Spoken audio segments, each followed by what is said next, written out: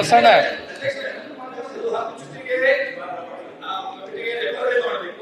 ಅಥವಾ ಅವ್ರನ್ನ ಇಲ್ಲಿ ಕರೆಸಿ ಅವ್ರ ಮೇಲೆ ಆಕ್ಷನ್ ತಗೋಬೇಕಂತ ಅನ್ನೋದು ನನ್ನ ಒತ್ತಾಯ ಸರ್. ಆಯ್ತು ಸರ್ಕಾರ ಒಂದ್ಸಕ್ಕೆ ಮತ್ತೆ ಮಾಡಬೇಕು. ಗೆಳೆಯರಾದ ಕಾಗೆ ಅವರು ಒಂದು ಮಹತ್ವವಾಗಿರ್ತಕ್ಕಂಥ ಗಂಭೀರವಾಗಿರ್ತಕ್ಕಂಥ ವಿಚಾರವನ್ನು ಸದನದ ಎದುರು ಮಂಡನೆ ಮಾಡಿದ್ದಾರೆ. ಯಾವ ಅಧಿಕಾರಿಗಳನ್ನು ರಕ್ಷಣೆ ಮಾಡೋದು ಅಥವಾ ಅವರು ತಪ್ಪು ಮಾಡಿದರೆ ಅದಕ್ಕೆ ಸಬೂಬು ಕೊಡೋದು ಆ ಕೆಲಸ ನಾವು ಮಾಡೋದಕ್ಕೆ ಹೋಗೋದಿಲ್ಲ.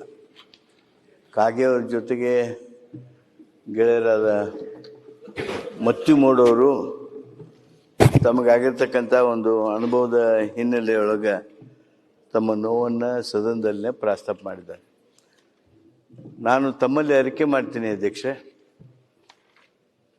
CC ಪಾಟೀಲರು PSC ಕಮಿಟಿ ಚೇರ್ಮನ್ರು ತಾವು ದಯಮಾಡಿ ಸಂಬಂಧಿಸಿರ್ತಕ್ಕಂಥ ಅಧಿಕಾರಿ CC ಪಾಟೀಲರು, ಕಂದಾಯ ಸಚಿವರು ನನ್ನ ಕೂಡ ತಮ್ಮ ಚೇಂಬರಿಗೆ ಕರೀರಿ. ಒಂದು ಕಾಗೆಯವ್ರನ್ನ ಆಮೇಲೆ ಇವ್ರನ್ನೂ ಮತ್ತೆ ಇವರು ಪೊಲೀಸ್ ಕಾಗೆಯವ್ರನ್ನೂ ಕರೀರಿ ಸರ್. ಅಲ್ಲಿ ನಡೀತಕ್ಕಂಥ ಚರ್ಚೆ ಹಾಗೂ ನಮ್ಮ ರಿಯಾಕ್ಷನ್ಸ್ ಪ್ರತಿಕ್ರಿಯೆಗಳ ಹಿನ್ನೆಲೆಯೊಳಗೆ ಮುಂದಿನ ನಿರ್ಣಯ ಮಾಡಿರಿ. ಮಾನ್ಯ ಅಧ್ಯಕ್ಷರೇ, ಇದು ಅದೇನ ನ್ಯಾಯ ಅಂತಾರಲ್ಲ ಕಾಕ, ಇದು ಸರಿಯಲ್ಲ ಸರ್. ಇದು ಅಲ್ಲ, ಇದು ಹಾವೇರಿ ನ್ಯಾಯ. ಅದೇನೋ ಇದು ಬರಲ್ಲ. ಇದು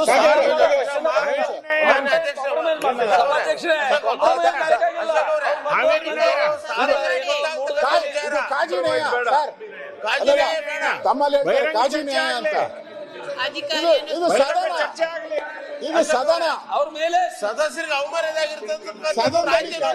ಸದನದಲ್ಲಿ ಕಾಜಿ ನ್ಯಾಯ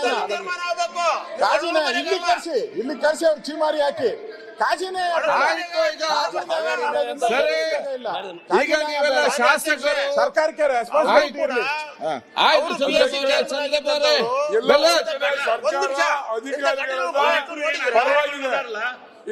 ಟ್ರಾನ್ಸ್ಫರ್ ಮಾಡಿ ಮುಂದಿನ ಎನ್ಕ್ವೈರಿ ಅನೌನ್ಸ್ ಮಾಡ್ರಿ. ಮಾನ್ಯ ಮಂತ್ರಿಗಳೇ, ಮೊದಲು ಟ್ರಾನ್ಸ್ಫರ್ ಮಾಡ್ರಿ.